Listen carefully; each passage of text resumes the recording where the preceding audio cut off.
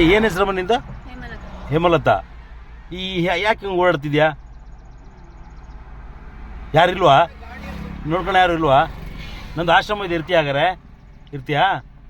ಹಾಂ, ಮತ್ತೆ ಓಕೆ. ಮತ್ತೆ ಬಿಟ್ಟು ಹೋಗ್ಬಾರ್ದಾಯ್ತಾ ನೀನು? ಆಯ್ತು ಮಗ. ಹಲೋ ಸರ್, ಚೆನ್ನಾಗಿದ್ದೀರಾ? ಚೆನ್ನಾಗಿ ಫೋಟೋಸ್ ಇದೀನಿ ಸರ್, ಸೂಪರ್ ಇದೀನಿ. ತಾವು? ನಾವು ಚೆನ್ನಾಗಿದ್ದೀವಿ ಸರ್. ತುಂಬಾ ದಿನಗಳಾಯ್ತು ಮಾತಾಡಿ. ಹೌದೌದು, ಸುಮಾರು ದಿನ ಆಯ್ತು, ಸುಮಾರು ತಿಂಗಳೇ ಆಯ್ತು. ಸರ್, ಆಶ್ರಮ ಹೇಗೆ ನಡೀತಿದೆ? ಆಶ್ರಮ ಅಡ್ಡಿಲ್ಲ, ಚೆನ್ನಾಗಿ ನಡೀತಿದೆ, ಒಂಥರ ನಡೀತಿದೆ. ಹೌದಾ? ಮತ್ತೆ ಎಲ್ಲ ಚೆನ್ನಾಗಿದ್ದಾರಾ?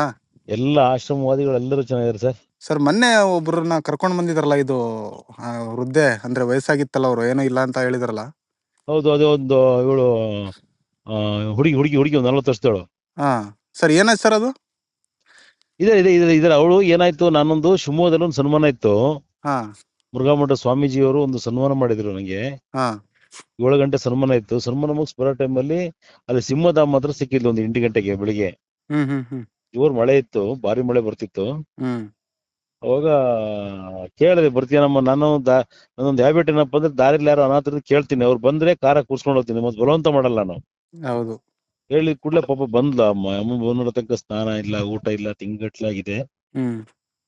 ಬಟ್ ಬಂದ್ ನೋಡೋ ತನಕ ಅವಳದು ಹೊಟ್ಟೆ ತೆಗೆದು ನಮ್ಮ ಮನೆಯವರು ಮತ್ತೆ ನನ್ನ ಮಗಳು ನೋಡಿದಾಗ ಫುಲ್ಲು ಅವ್ರದ್ದು ಏನಿದೆ ಈ ಮರ್ಮಾಂಗದಲ್ಲಿ ಗುದದ್ವಾರದಲ್ಲಿ ಪೂರ ಹುಳ ಆಗ್ಬಿಟ್ಟಿತ್ತು.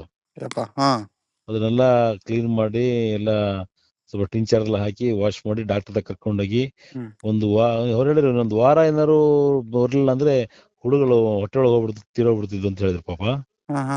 ಈಗ ಚೆನ್ನಾಗಿದ್ದಾರೆ ಪಾಪ. 1 ವಾರಗಟ್ಲೆ ಸುಮಾರು ಖರ್ಚಾಯ್ತು, ದುಡ್ಡೆಲ್ಲ ಪಟ್ಟು ಸ್ವಲ್ಪ ಮೆಡಿಸಿನ್ ಮಾಡಿ ಡಾಕ್ಟ್ರು ಶಾಂತರಾಜ್ ಅಂತ ಒಳ್ಳೆ ಟ್ರೀಟ್ಮೆಂಟ್ ಕೊಟ್ರು ಪಾಪ. ಅವ್ರೇನು ಕನ್ಸಲ್ಟ್ ಫೀಸ್ ತಗೊಳ್ಳಲ್ಲ, ಗೌರ್ಮೆಂಟ್ ಡಾಕ್ಟರ್ ತಗೊಳ್ಳಲ್ಲ, ಏನು ದುಡ್ಡು ತಗೊಳ್ಳಲ್ಲ ಪಾಪ. ಅವರು ಮೆಡಿಕಲ್ ಅಲ್ಲಿ ಮಾತ್ರ ಅಥೆಟಿಕ್ ಸ್ವಲ್ಪ ಹೆಚ್ಚಿಗೆ ಮಾಡ್ಕೊಡ್ತಾರೆ. ಮಾಡಿ ಒಂದು ದಿನ ಮೆಡಿಸಿನ್ ಮಾಡಿದ್ವಿ, ಈಗ ಚೆನ್ನಾಗಿದೆ ಸರ್, ಚೆನ್ನಾಗಿರಲಿ, ಈಗ ಬಾರಿ ಸೂಪರ್ ಆಗಿದ್ದಾಳೆ. ಮನೆ ಮಗಳು ತರ ಇದ್ದಾಳೆ. ಈಗ ಯಾವರು ಅಂತಾಳೆ ಸರಿಯಾಗಿ ನಿಖರವಾಗಿ ಹೇಳ, ಬೆಂಗಳೂರು ಅಂತಾಳೆ, ಆಂಧ್ರ ಪ್ರದೇಶ ಅಂತಾಳೆ. ಅವಳು ಊರು, ಅವಳು ಭಾಷೆ ಜಾಸ್ತಿ ತೆಲುಗು ಮಾತಾಡ್ತಾಳೆ, ತೆಲುಗು ಏನೇನೋ ಮಾತಾಡ್ತಾಳೆ ಪಾಪ. ಬಹುಶಃ ಯಾರೋ ಕರ್ಕೊಂಡೋಗಿ ಮೋಸ ಮಾಡಿದ್ದು ಏನ್ ಮಾಡಿದ್ದೆ ಗೊತ್ತಿಲ್ಲ. ಈಗ ಆರೋಗ್ಯವಾಗಿ ಚೆನ್ನಾಗಿದೆ ಸರ್, 2-3 ತಿಂಗಳಾಯ್ತು, ಈಗ ಚೆನ್ನಾಗಿದೆ ಸರ್. ಈಗ ಸರ್, ಇದೇ ತರ ತುಂಬಾ ಜನ ಆಗ್ಬಿಟ್ಟಿದಾರಲ್ಲ ಸರ್. ಒಂದು 18-19 ವರ್ಷ ಆಯ್ತು ಸರ್. ಅದು ಹೆಚ್ಚು ಕಮ್ಮಿ 100 ಜನ ಅಂತಾರೆ ಸರ್, 100 ಜನ, ಒಬ್ಬೊಬ್ರಿಗೆ ಒಂದು ಸ್ಟೋರಿ. 100 ಜನಗಳು. ಈಗ 19 ವರ್ಷದಲ್ಲಿ 100ಕ್ಕೂ ಹೆಚ್ಚು ಜನ ಇರ್ಬೋದು, ಜಾಸ್ತಿ ಇರ್ಬೋದು ಅಂತ ಹುಳ. ಅಂತಾರನೆ ಯಾರು ಫುಟ್ಬಾಲ್ ತೆಗಿರ್ತಾರೆ, ಯಾರು ಬಸ್ಸಣ್ಣ ಮಲಗಿರ್ತಾರೆ, ಯಾರು ನಿರ್ಗತಿರ್ತಾರೆ ಅಂತಾರನ ಸರ್ ನೋಡೋದು ಜಾಸ್ತಿ ಸರ್ ನಾನು. ನನ್ ಕಣ್ಣಾಗ ಏನ್ ಕಾಣ್ತಾರೆ ಸರ್, ಅದು ಯಾರನ್ನೂ ಬಿಡಲ್ಲ. ಇವತ್ತು ಈಗ ನೀವು ಬಂದ್ ನೋಡ್ರೆ ಹೋದ ಇರ್ಬೋದು, ಹೆಂಗ ಮನೆ ಮಗಳು ತರ ಇಲ್ಲ ಸರ್, ಮನೆ ಮಗಳು ತರ ಹೇಳಿ ಅವಳು. ಹೌದೌದು ಸರ್. ಈಗ ಒಂದ್ಸರಿ ನಾನೇ ಇದು ಆಶ್ರಮಕ್ಕೆ ವಿಸಿಟ್ ಕೊಟ್ಟಾಗ ತುಂಬಾ ಎಲ್ಲರೂ ಕೂಡ ತುಂಬಾ ಖುಷಿಯಾಗಿದ್ರು. Thank you sir. ಯಾಕೆಂದ್ರೆ ವಯಸ್ಸಾದವ್ರನ್ನೆಲ್ಲ ಈಗ ಬಿಟ್ಟು ಹೋಗ್ತಾರೆ. ಹೌದು ಸರ್, ಹೌದೌದು. ಅಂತ ಟೈಮ್ ನಲ್ಲಿ ನೀವು ಅವ್ರನ್ನ ಸಾಕ್ತಾ ಇದೀರಾ ಅಂದ್ರೆ ಹ್ಯಾಟ್ಸ್ ಆಫ್ ಸರ್ ನಿಮಗೆ, ನಮ್ ಕಡೆಯಿಂದ. Thank you sir, thank you ದೇವ್ರ ಮಾಡಿ ಸರ್ ನಿಮ್ಗೆ. ಸರ್, ಈಗ ಸ್ನೇಕ್ ಕ್ಯಾಪ್ಚರ್ ಅದು ಹೆಂಗ್ ನಡೀತಿದೆ ಸರ್ ಅದು?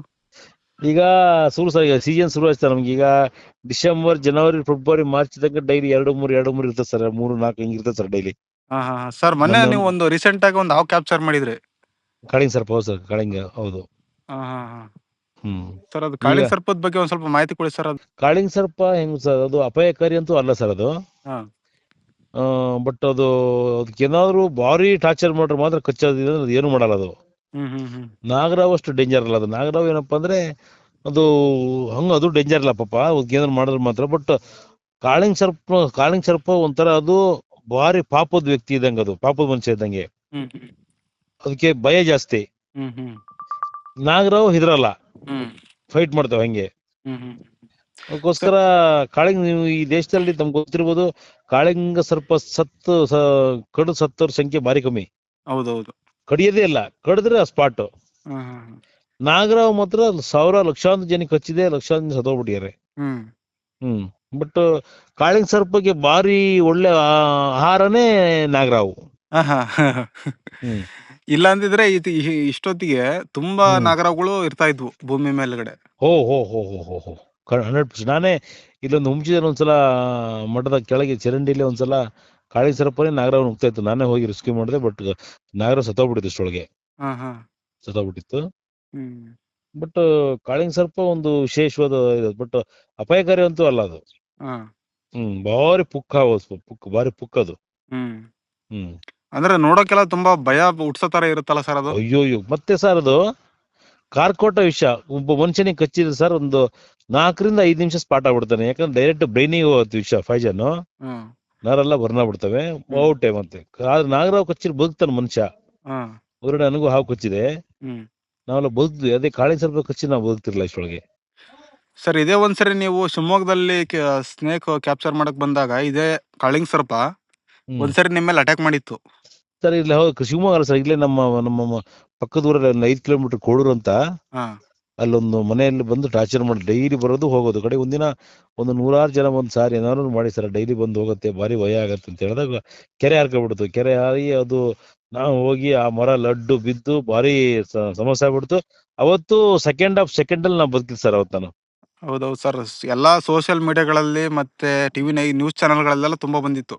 ಹೌದು ಸರ್, ಹೌದು ಸರ್, ಹೌದು. Thank you. ಹೌದು ಹೌದು ಹೌದು ಹೌದು ಹೌದು. ಅವತ್ತೇನಾದ್ರು ಬೇರೆಯವ್ರು ಏನಾದ್ರು ಆಗಿದ್ರೆ ತುಂಬಾ ಕಷ್ಟ ಇತ್ತು ಸರ್. ನೀವಾಗಿರತ್ತೆ ಹೆಂಗಾದ್ರು ಅದನ್ನ ಕಡಿಬೇಕಾದ್ರೆ ಅದ್ರ ಕುತ್ತಿಗೆ ಹಿಡಿದು ಹೌದು ಅದನ್ನ ಹೌದು ಹೌದು ಇದು ಹೌದು ಮಾಡ್ರಿ, ಕ್ಯಾಪ್ಚರ್ ಮಾಡಿರಿ ಅದನ್ನ. ಹೌದು. ಮತ್ತೆ ಹೆಂಗ್ ಗೊತ್ತು ಸರ್, ಅದು ಅನಿವಾರ್ಯ ಫೈಟ್ ಮಾಡ್ಲೇಬೇಕಾ ಸರ್. ಫೈಟ್ ಮಾಡ್ಲಾದ್ರೆ ನಾವು ಔಟ್ ಆಗ್ತೀವಿ ಅಲ್ಲಿ. ಹೌದೌದು ಸರ್.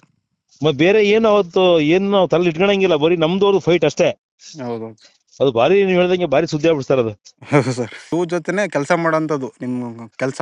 ಹೌದು ಸರ್, 100% ಸರ್. ಈಗ ಹೇಗೆ ಅಲ್ಲಿ ಮಿಲಿಟರಿ ಅವರು ಕಾಯ್ತಾರೆ ಗನ್ ಹಿಡ್ಕೊಂಡು, ಹೌದೌದು ಆತರ ನಮ್ದು ಸರ್. ಯಾವ ಟೈಮಲ್ಲಿ ಏನು ಹೇಳಕ್ಕಾಗಲ್ಲ.